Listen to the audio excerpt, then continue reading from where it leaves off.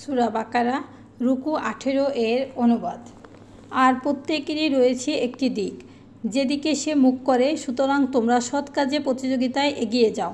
যেখানেই তোমরা থাকো না কেন, আল্লাহ তোমাদের সবাইকে একত্রে সমাবেত করবেন।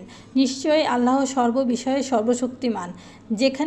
যেখান থেকেই তুমি বের হও না কেন, তোমার মুখ আল মসজিদুল হারামের দিকে ফেরাও।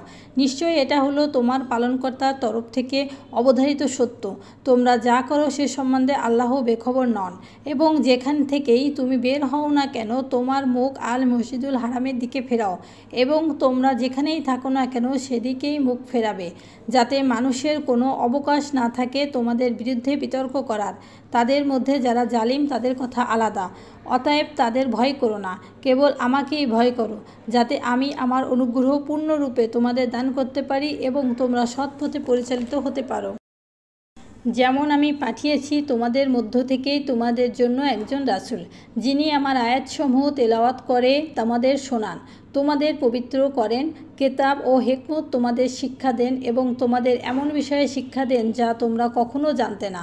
সুতরাং তোমরা আমাকে অনুসরণ করো, আমি তোমাদের স্মরণ করব, আমার কৃতজ্ঞতা প্রকাশ করব, অকৃতজ্ঞ হইও না।